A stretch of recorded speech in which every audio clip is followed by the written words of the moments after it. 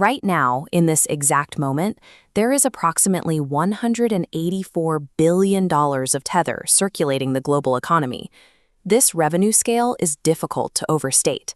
In the first 3 months of 2026, the company posted $1.04 billion in net profit, a figure that rivals the quarterly earnings of many established legacy tech and finance giants. But despite that immense cash flow, leadership, including CEO Paulo Ardoino, has stated they have no plans for a public listing.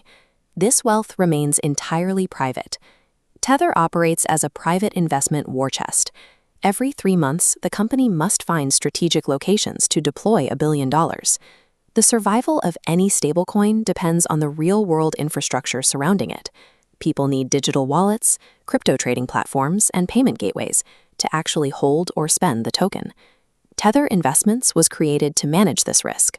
The OM takes quarterly earnings and recycles them into the blockchain-based financial infrastructure that supports the wider ecosystem.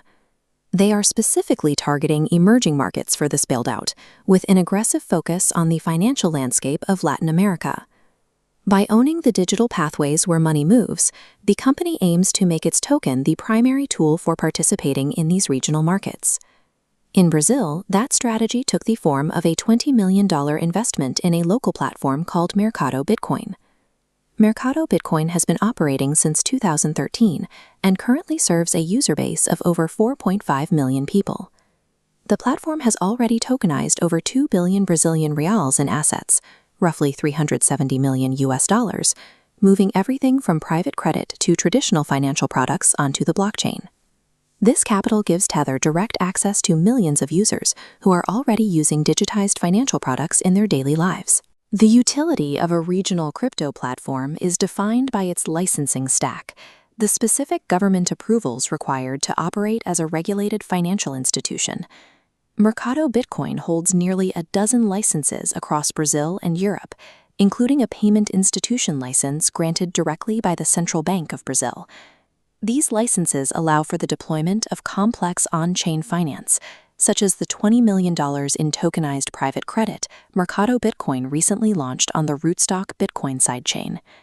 The $20 million investment provides the legal rails to move stablecoin payments and cross-border lending directly into the Brazilian economy. This map shows how the Brazilian deal fits into a broader deployment of Tether's recent investments. In May, they invested in LemFi to use USDT as a cross-border settlement layer for payments moving across Africa and Asia.